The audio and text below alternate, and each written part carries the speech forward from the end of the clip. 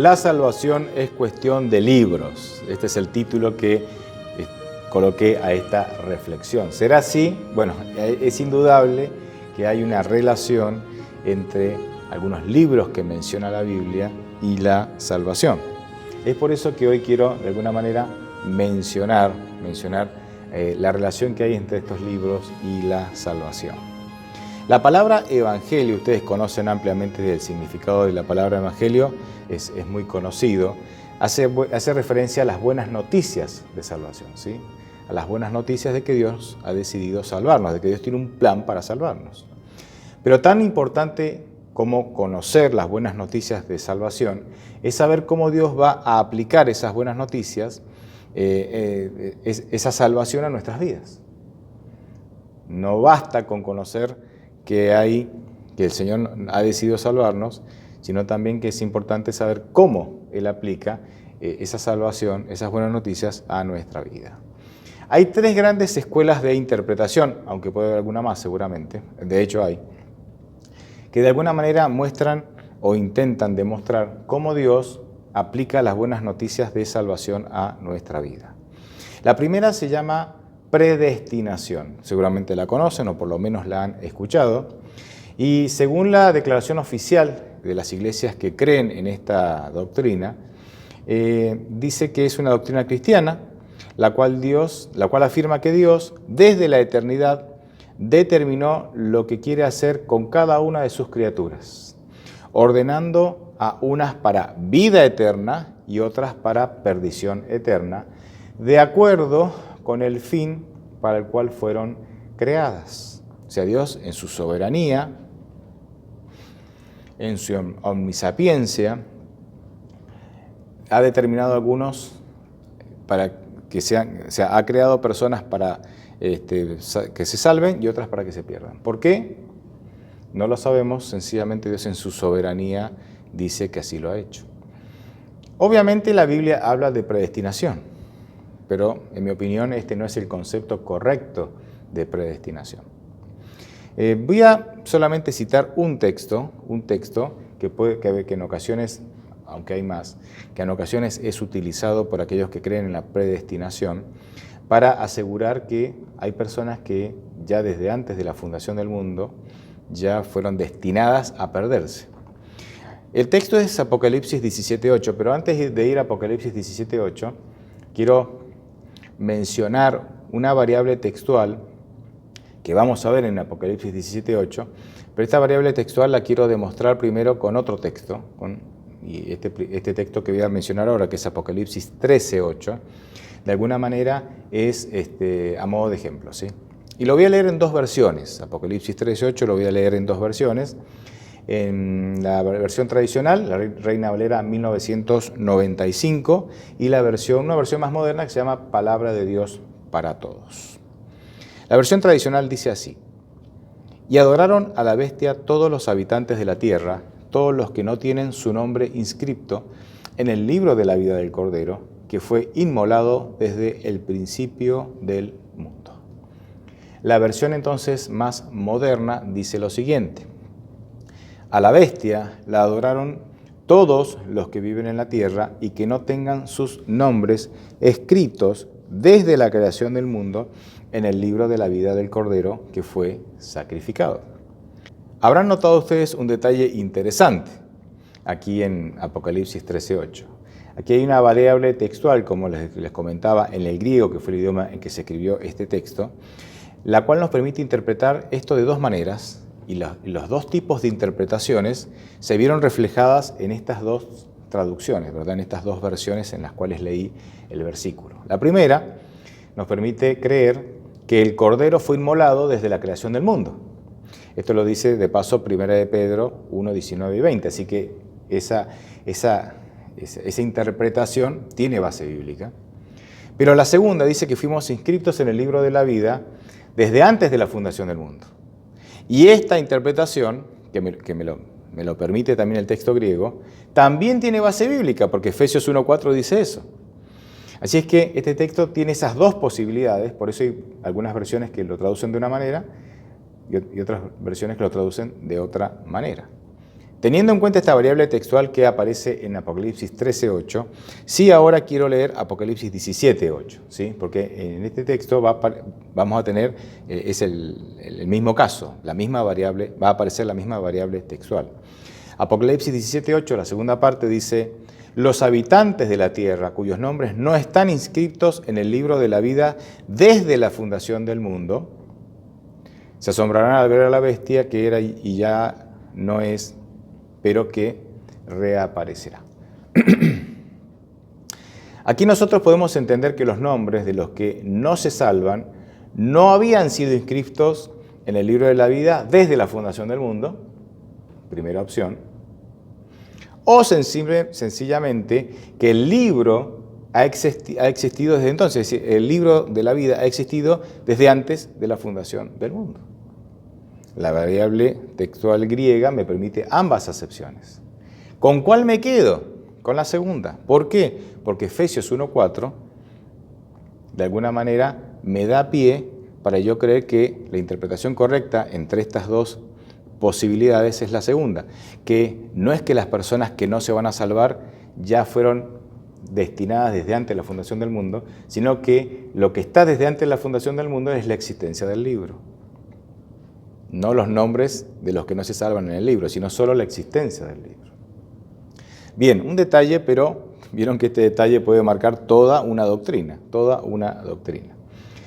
De paso, enseguida vamos a leer Efesios 1:4 que nos va a ayudar a redondear el tema. La segunda escuela de interpretación de cómo Dios aplica la salvación a nuestra vida se llama determinismo. Y esta escuela postula que todo acontecimiento físico, incluso los pensamientos y las acciones humanas, están causalmente determinados por una ley irrompible de causa y efecto.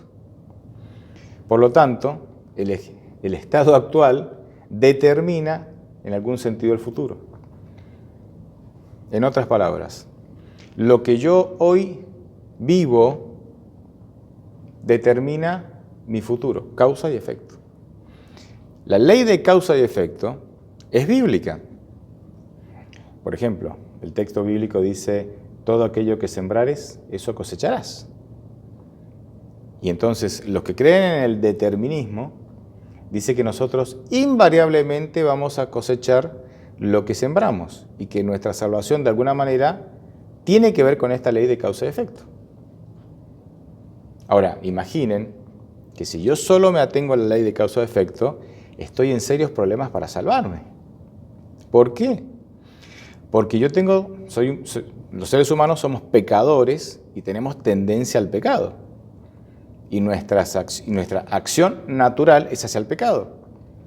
O sea que mis decisiones, sin la intervención de Dios, son siempre hacia el pecado. Es decir, que yo estoy irremediablemente perdido. Pero por otro lado,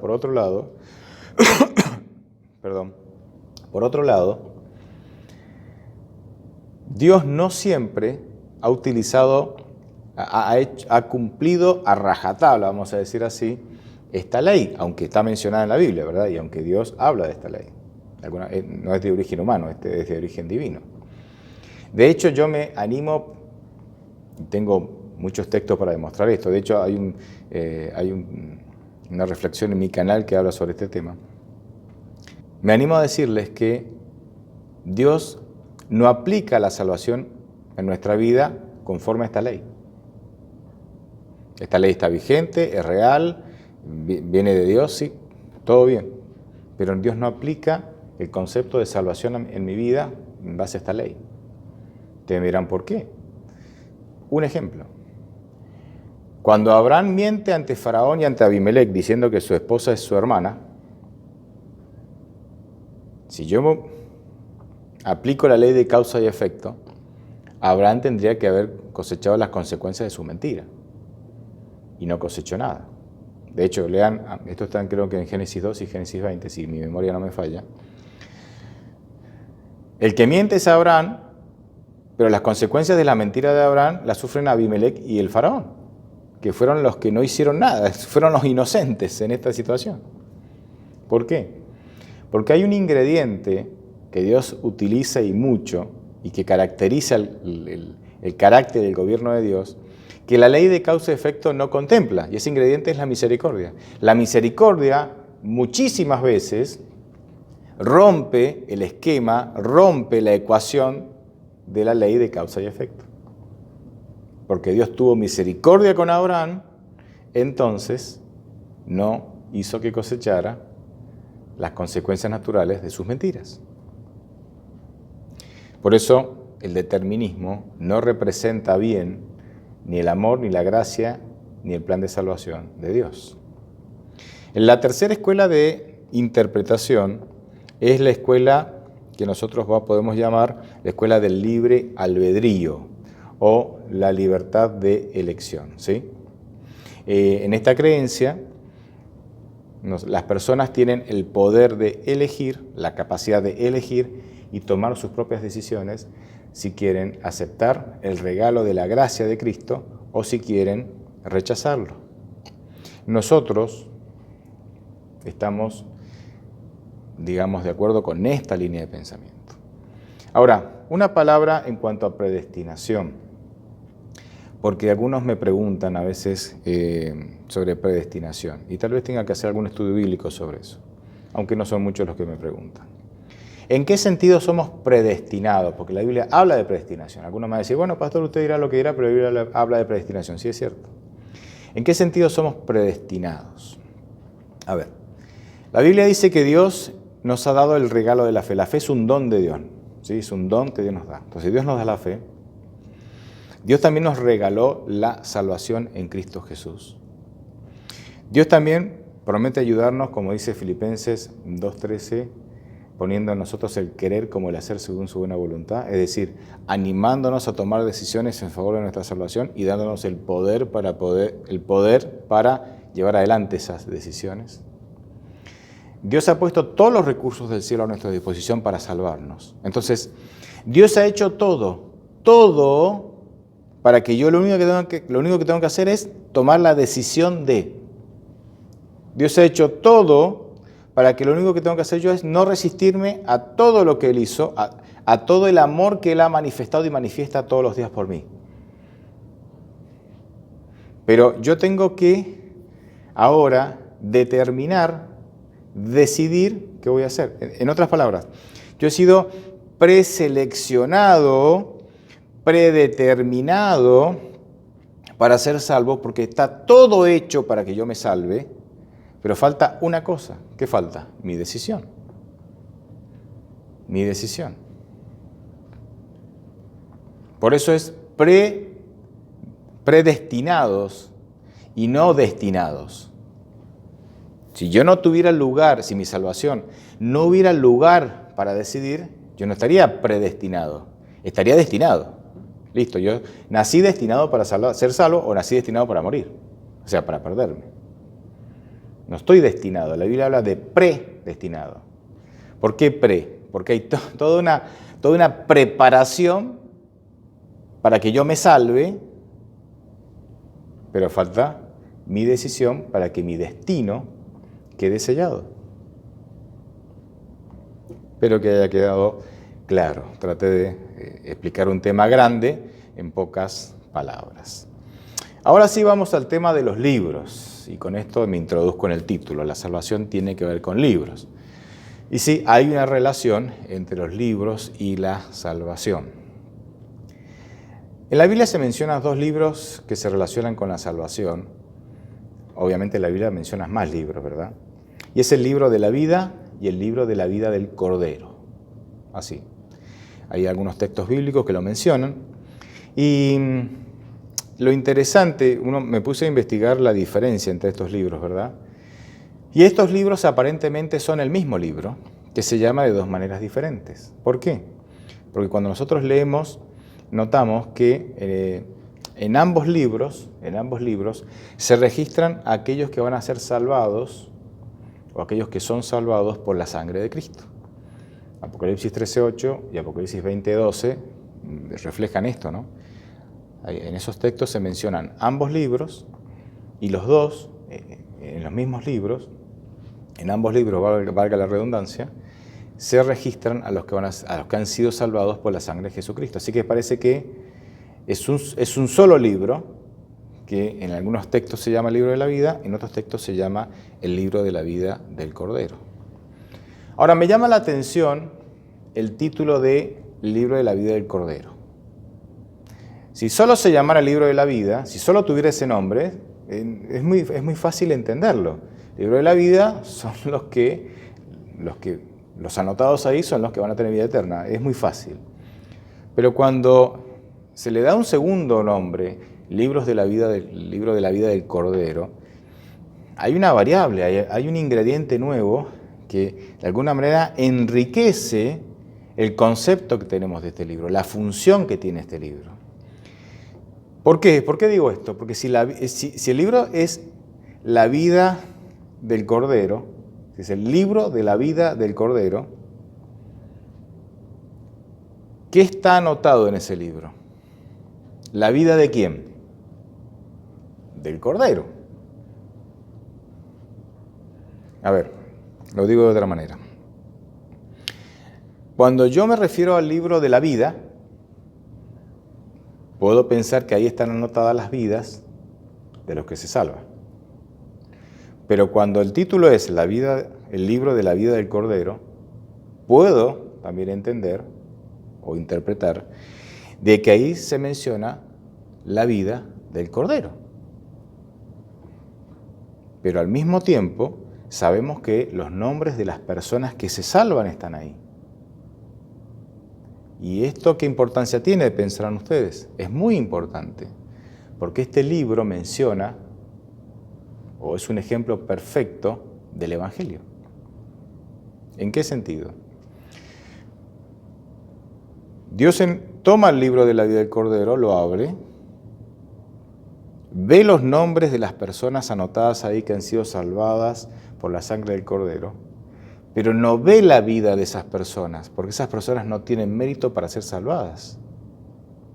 Ve la vida del Cordero, porque el libro se llama Libro de la vida del Cordero.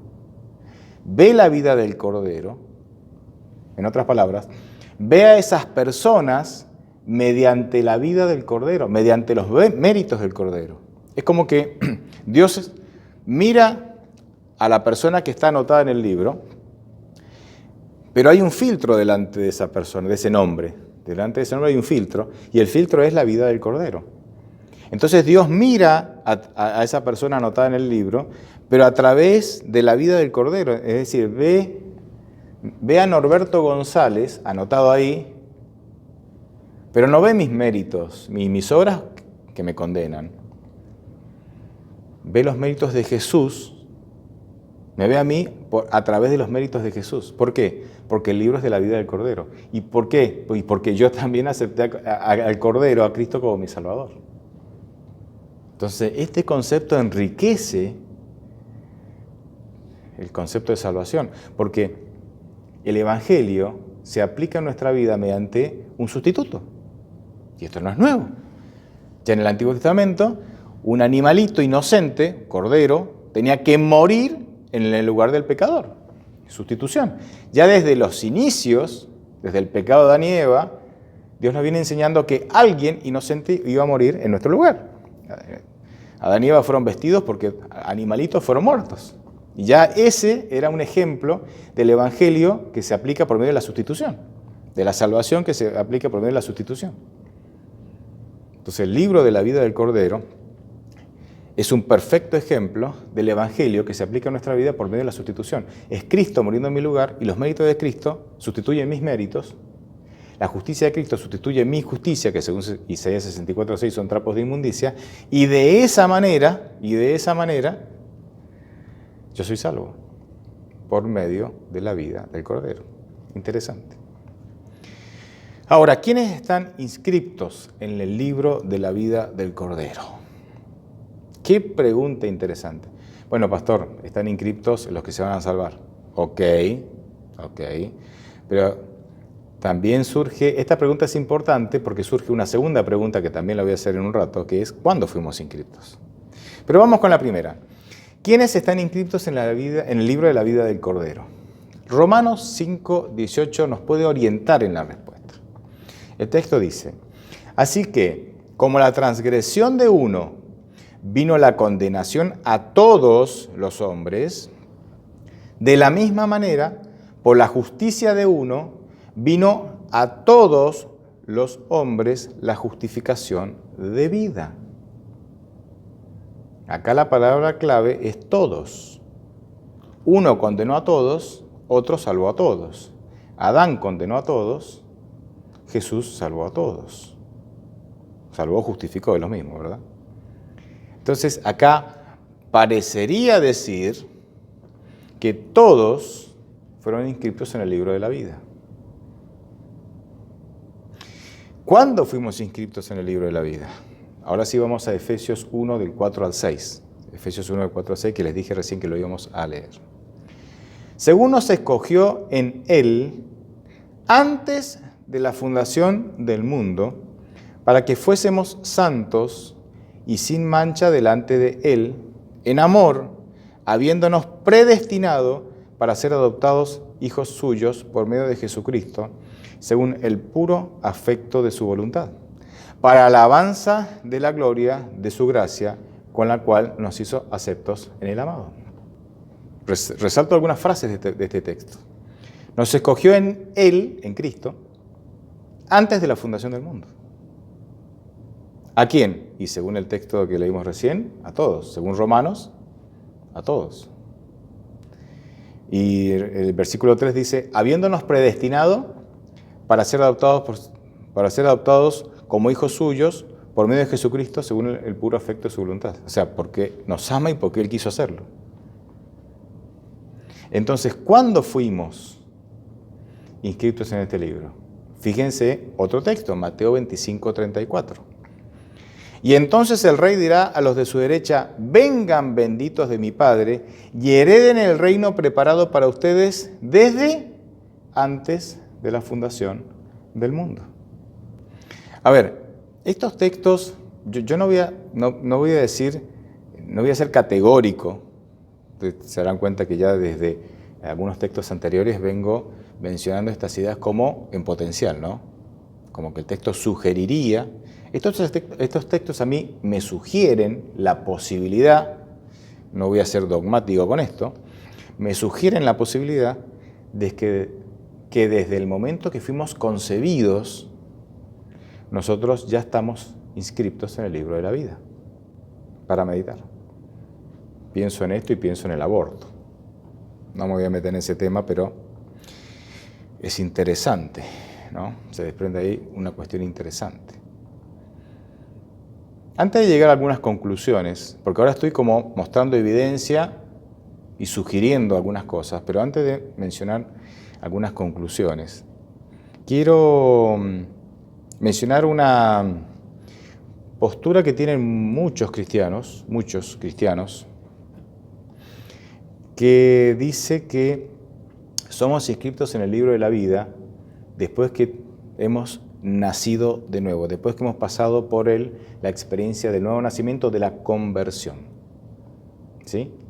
Y como el bautismo es una representación externa de la conversión, que es algo que no se ve, que es interno, Romanos 6 dice esto. Entonces muchos, y esto lo he escuchado en algunas fórmulas bautismales cuando se bautiza a alguien, he escuchado, para que seas inscrito en el libro de la vida, te bautizo en nombre del Padre, del Hijo y del Espíritu Santo, y la persona es bautizada. Esa fórmula bautismal, de alguna manera, refleja este pensamiento, que somos inscriptos en el libro de la vida en el momento en que nosotros nos convertimos, ¿sí? Nos convertimos. Pero déjenme sugerir algunas cosas. Sigo en la línea de las sugerencias. Si el Pentecostés, si la experiencia que los discípulos tuvieron en el Pentecostés, esto está en Hechos capítulo 2, si esa experiencia representó el nuevo nacimiento, representó la conversión de los discípulos, si fuera así, ¿por qué Dios les dirige mucho antes de esto, mucho antes de esta experiencia, les dirige las palabras que están en Lucas 10:20, en la segunda parte de Lucas 10:20, que dice, si no regocijaos de que vuestros nombres están escritos en los cielos?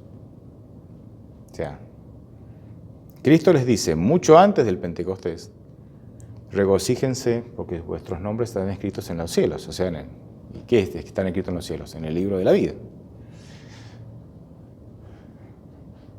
Entonces, si el Pentecostés representa la conversión de los discípulos, ya sus nombres estaban escritos en el reino de los cielos antes de la conversión. Es un planteo. En Génesis, intentando dar otro ejemplo, Dios da la promesa y la seguridad de salvación antes de que Adán y Eva se arrepientan. Génesis 3.15, que es lo que se llama el protoevangelio, ¿verdad? Es la primera propuesta del evangelio. Dios se las da cuando Adán y Eva todavía no se habían arrepentido. Y sabemos que no se habían arrepentido porque se acusaban entre ellos. La mujer que me diste, la serpiente que tú creaste. O sea, ese de acusarse unos a otros, de no hacerse cargo, habla de que no han pasado por el proceso de arrepentimiento. Sin embargo, ya Dios les había dado, ¿verdad?, la seguridad de la salvación a través de Génesis 3.15. Y por otro lado, no hay ningún pasaje en la Biblia, yo no encontré ningún pasaje en la Biblia que asegure que somos inscriptos en el libro de la vida en el momento de nuestra conversión o en el momento de nuestro bautismo. Parece ser esa una deducción lógica, y no tiene nada de malo, pero no hay un versículo que sugiera eso, y sí hay otros versículos que parecen sugerir que nosotros fuimos inscritos en el libro de la vida ya desde antes de la fundación del mundo. Esto es muy interesante, De hecho, a ver, como un detalle más, Romanos 2, del 14 al 16, dice que algunos se salvan incluso sin conocer a Cristo.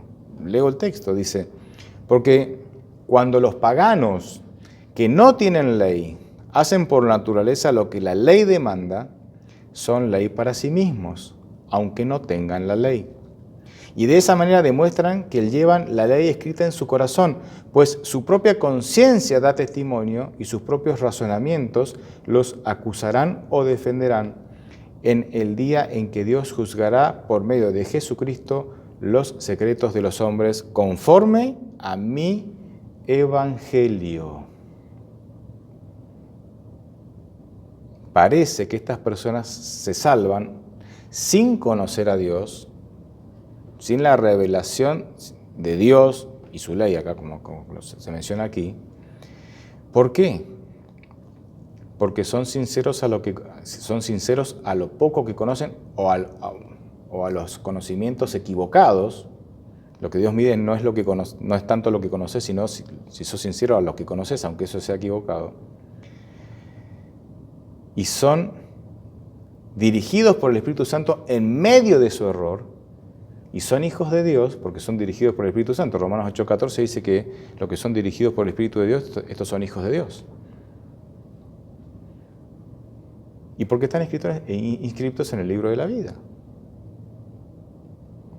Repito, estoy dando textos que sugieren, ¿sí?, una postura, y me atrevo a hacer esto porque no hay ningún texto en la Biblia que me diga con claridad que nosotros somos inscritos en el libro de la vida cuando nos convertimos o cuando somos bautizados. Entonces, esa postura también es una sugerencia, como la que estoy haciendo yo ahora, de que nosotros aparentemente ya nacemos inscritos en el libro de la vida. Entonces, otra pregunta importante que puede surgir es, si estamos inscritos desde que nacemos, ¿por qué nos perdemos? ¿Por qué nos perdemos? Si yo fuera un creyente de la escuela de interpretación de los deterministas, que yo creyera en el determinismo, diría, que es causa y efecto, diría, si nazco inscrito en el libro de la vida, causa, consecuencia, soy salvo. No importa lo que haga, ya la causa genera una consecuencia.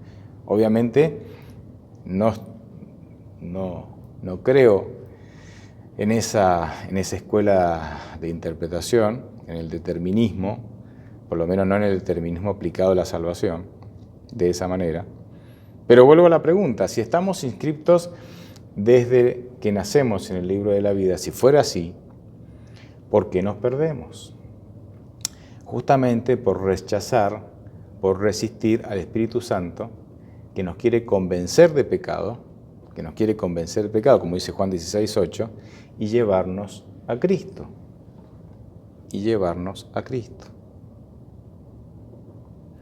Apocalipsis 3:5 dice algo interesante. Dice, el que venciere será vestido de vestiduras blancas, y no borraré su nombre del libro de la vida. Y confesaré su nombre delante de mi Padre y delante de los ángeles.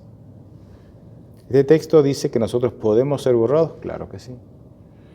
Que yo haya sido inscripto en el libro de la vida antes de nacer, no quiere decir que no sea borrado.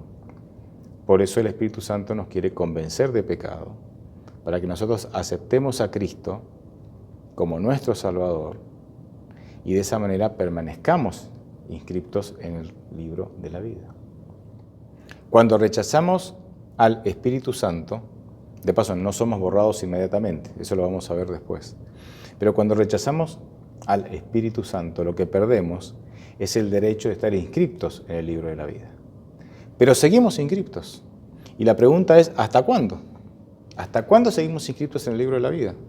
Bien, hasta que venga lo que nosotros conocemos muy bien como juicio investigador.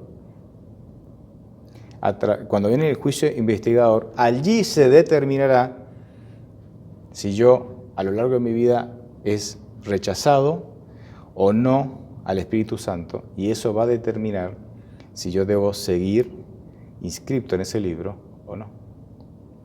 En el juicio del gran trono blanco, descrito en Apocalipsis 20 del 11 al 15, es un juicio para los incrédulos. No es un juicio, ¿verdad?, para los inscritos en el libro de la vida. Este pasaje, el que mencioné recién, Apocalipsis 20, deja claro que nadie en ese juicio tiene su nombre en el libro de la vida. Como mencioné, si quieren leerlo específicamente, es Apocalipsis 20 del 12 al 14. El destino de los impíos, es decir, el destino de los que rechazan al Espíritu Santo, está sellado. Sus nombres no están en el libro de la vida. Entonces, el castigo de Dios, que no es otra cosa que cosechar las consecuencias de las decisiones que tomamos, es seguro para ellos. Y se perderán.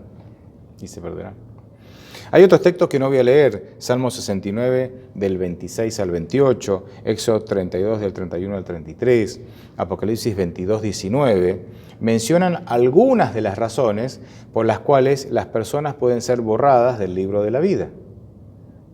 Claro que si fuese que nosotros somos inscritos en el libro de la vida desde antes de la fundación del mundo, desde antes de nacer, claramente no quiere decir eso que ya tu salvación está determinada.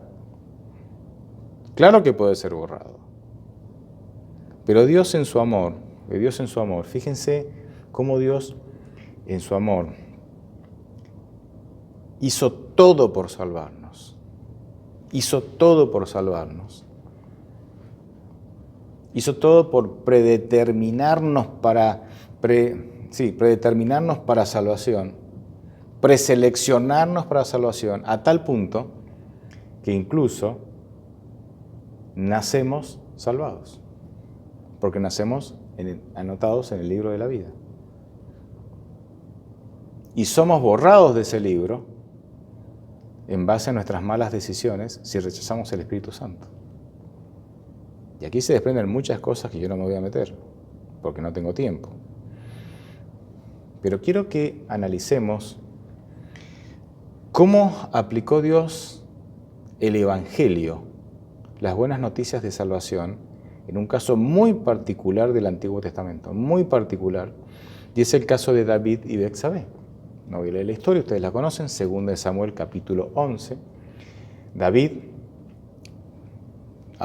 comete adulterio con una mujer que se llama Betsabé, que era esposa de uno de sus más fieles soldados, Urías, Y luego él manda bueno, primero intenta engañar a Urías, incluso lo emborracha y lo intenta engañar para poder hacer que se acueste con su esposa y de esa manera que todo el mundo piense que el bebé que viene en camino es de Urías y no de David.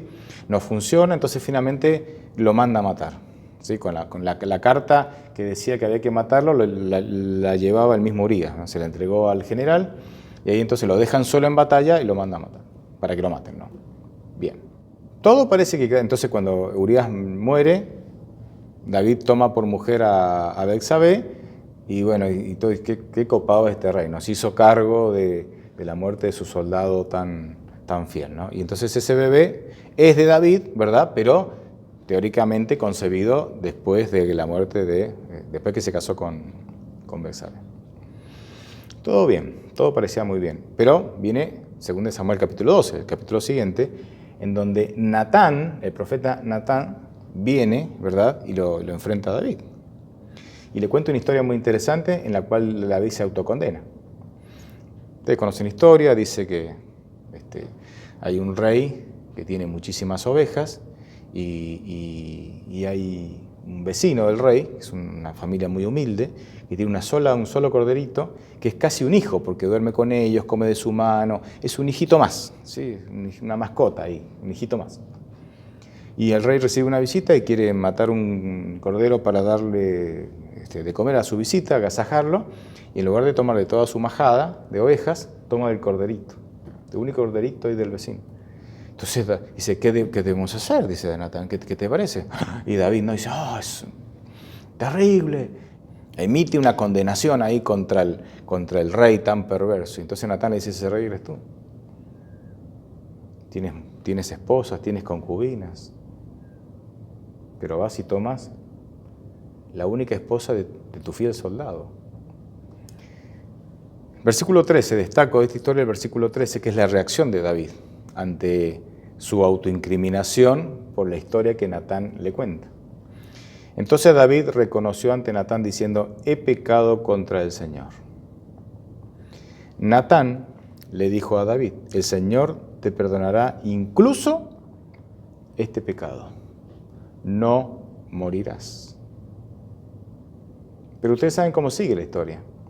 En la historia el niño muere. O sea, yo no voy a leer las consecuencias, ustedes pueden leerla. Este pecado tiene diferentes consecuencias, ¿no?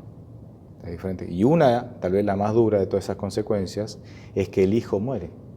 Dice, pero el niño que se concibió morirá.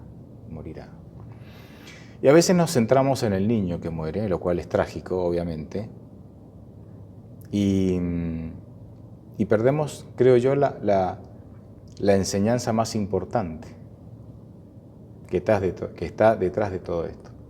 De paso, si creyéramos en esta posibilidad de que somos inscriptos en el libro de la vida desde antes de la fundación del mundo y que nacemos salvos ya, el niño que ¿murió salvo o murió perdido? Respuesta obvia, ¿verdad? Murió salvo. Así que no deberíamos preocuparnos tanto por ese niño.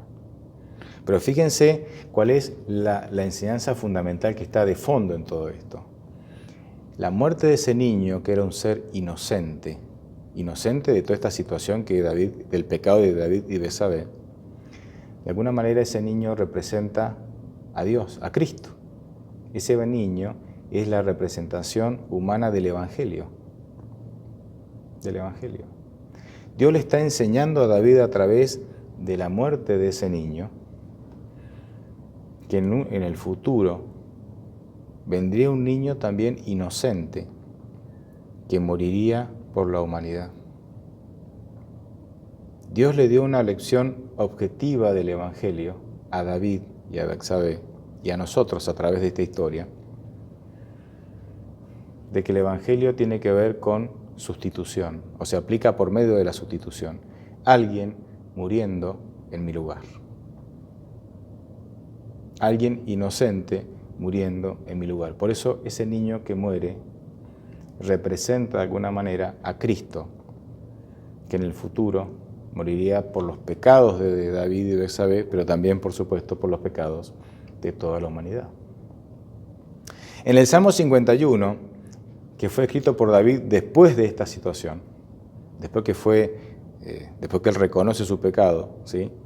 David le pide a Dios que haga por él algo que no puede hacer por sí mismo. Dice, crea un corazón nuevo en mí, porque yo no puedo. Límpiame con hisopo, porque yo no puedo. O sea, acá también vemos el concepto de sustitución. Yo creo que a través de la muerte del niño, David comprendió con total profundidad el concepto de sustitución. Él lo sabía porque él ofrecía corderos en el santuario, que de alguna manera eso representaba claramente que la salvación viene por un sustituto. Pero con la muerte del niño realmente lo entendió. Realmente lo entendió. Entendió que evangelio es Dios haciendo por mí lo que yo no puedo hacer por mí mismo. Y entonces David dice, no solamente sálvame porque yo no puedo salvarme por mí mismo, sino que límpiame porque yo no puedo limpiarme por mí mismo, cambia mi corazón, mi manera de pensar, mis tendencias porque yo no las puedo cambiar por mí mismo. Y digo esto porque nosotros tenemos que entender que este concepto de sustitución tenemos que aplicarlo a todas las áreas de la vida. Justificación por la fe es Dios justificándome porque yo no me puedo justificar por mí mismo. O sea, yo no puedo cambiar mi carácter, pero puedo dejar que Dios lo cambie por mí. Yo no puedo cambiar mis malas tendencias, pero puedo hacer que Dios me ayude, ¿verdad? Me dé el poder para que yo pueda no ser esclavo de esas malas tendencias. O sea, que Él haga por mí lo que yo no puedo hacer por mí mismo. Yo no puedo cambiar mi situación económica, pero puedo permitir que Dios haga lo que yo no puedo hacer por mí mismo. O sea, el concepto de sustitución del Evangelio no solamente hay que aplicarlo a la salvación, sino que hay que aplicarlo a todas las áreas de nuestra vida. Ahí está la clave. Y yo creo que David lo entendió a partir de la muerte de este chico, que obviamente será salvo. La clave está en el versículo 14 de 2 Samuel 12, que dice, pero como los enemigos del Señor hablan mal de él, o sea, del Señor, por causa de este pecado tuyo, tu hijo recién nacido tiene que morir. Este versículo menciona un aspecto más importante dentro de la muerte de este niño. Y el niño tenía que morir porque los enemigos de Dios hablaban mal de él, o sea, hablaban mal de Dios. La pregunta, cuando uno lee este texto así de manera superficial, uno puede pensar, ¿qué enemigo? Bueno, los filisteos, los amorreos. Y sí, yo creo que eso puede ser, sí, perfectamente. Pero creo que este planteo va más allá que los enemigos humanos que tienen la causa del Señor. Porque el texto dice, ya que como los enemigos del Señor hablan mal de Él, y los enemigos del Señor, los enemigos de Dios, no solamente eran estos pueblos que se oponían a la obra de Dios, vamos a decir así, sino que Dios tiene enemigos mucho más poderosos. De hecho, estos pueblos eran enemigos porque eran dirigidos por una inteligencia superior. ¿Y cuál era esa inteligencia superior que los animaba a oponerse a la obra de Dios? Obviamente Satanás y sus ángeles. Así que para mí la aplicación más profunda de este texto, de que como los enemigos del Señor hablan mal de Él por causa de este pecado, está hablando que Satanás y sus ángeles ahora han ido a enfrentarse con Dios y a decirle, ¿viste? Tu siervo escogido. ¿Viste? Que vos lo elegiste, que era varón conforme a tu corazón. Mirá lo que está haciendo. ¿Te das cuenta? Si los varones conforme a tu corazón hacen estas barbaridades, ¿qué será el resto de tu pueblo y el resto de la humanidad que ni te conoce?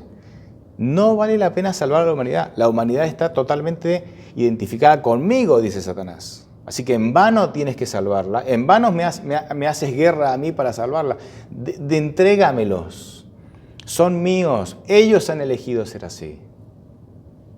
Ese puede ser uno de los planteos que Satanás le hace a Dios. Acá está Satanás refregándole en la cara a Dios cómo su siervo escogido hace lo que hace. Y me imagino a Dios contestándole lo siguiente. Bueno, igual que tú, Satanás, que fuiste tan bendecido, como David, tan bendecido, y que cometiste pecados peores incluso que los de David. Estoy actuando con David, le dice Dios a Satanás, como actué contigo. Le estoy dando a David las mismas oportunidades que te ofrecí a vos. Solo que David se arrepintió y aprovechó esas oportunidades. Pero vos no quisiste arrepentirte, no quisiste reconocer tu pecado, quisiste enroscarte en tu orgullo, alimentarte de tu orgullo, como dice Ezequiel 28,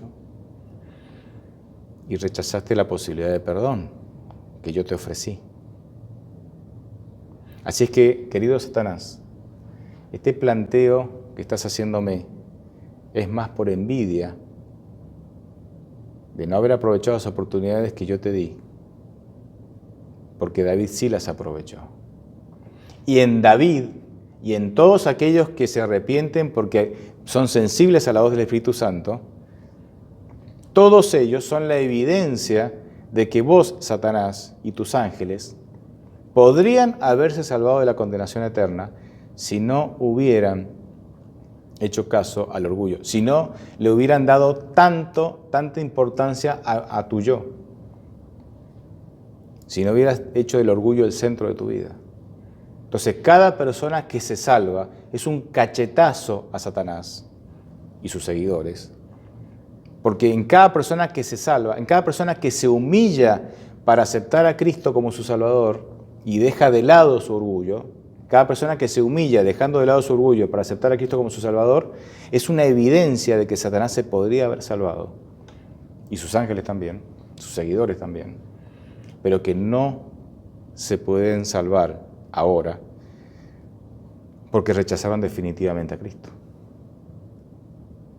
Esos son los enemigos que hablan mal de Dios, pero obviamente no tienen razones para hablar mal de Dios. Es solamente envidia y enojo consigo mismos por haber tomado malas decisiones y por haber hecho de sus vidas el centro, de su orgullo el centro de sus vidas. Y esta para mí es la gran reflexión. Es la gran reflexión. Si fuimos inscritos en el libro de la vida antes de nacer, si somos salvos desde nacimiento, nos perdemos porque queremos. Nos perdemos porque, al igual que Satanás, ponemos nuestro orgullo, nuestras ideas, nuestro yo, nuestras ambiciones y sueños, que pueden ser buenos en sí mismos, pero ponemos todas esas cosas por encima de Dios. Y entonces vivimos dando rienda suelta a nuestras pasiones. Y cuando hablo de pasiones no hablo de prostitución, no hablo de pornografía. Sí, esas son pasiones, pero pueden ser pasiones inocentes, que no son malas en sí mismos, pero son pasiones que son expresiones de mi yo, en lugar de ser expresiones del amor de Cristo viviendo en mí, en lugar de ser expresiones del Espíritu Santo viviendo en mí. Nosotros que tenemos una tendencia a una salvación conductista, vemos que si alguien hace algo malo, se pierde, y si alguien hace algo bueno, se salva. Pero si vos no estás lleno de Cristo, hay personas que no están llenas de Cristo, hay personas que rechazan el Espíritu Santo, hay personas que no permiten ser templo del Espíritu Santo, no permiten que el Espíritu Santo viva en ellos y que hacen cosas buenas, ¿o no? Claro que sí. Por eso no podemos medir, no es exacto, no es una medida exacta medir la salvación por la conducta. Tenemos que medir nuestra relación con Dios en base a que si lo que hago, si lo que pienso, si la manera en que yo actúo tiene que ver con los planes de Dios para mi vida, tiene que ver con la influencia del Espíritu Santo que mueve mis pensamientos para dirigirme en lo que debo pensar y debo hacer. Interesante. Ojalá nosotros podamos ser sensibles a la voz del Espíritu Santo. Ojalá nosotros podamos entender que Dios hizo todo para salvarnos. Sí, nos predestinó, haciendo todo lo que Él podía hacer, pero ahora está esperando que nosotros tomemos la decisión para definir nuestro destino. Nuestra decisión definirá si mi destino será ser salvo o será perderme. Ya Dios hizo todo y lo sigue haciendo. Depende de nosotros. Vivamos como salvados, porque el Señor ya nos salvó. no nos resistamos al Espíritu Santo, a la voz del Espíritu Santo, porque resistirnos al amor de Dios mediante la voz del Espíritu Santo nos puede sacar, nos puede borrar del libro de la vida. Meditemos en la manera en que estamos llevando adelante nuestra vida. Amén.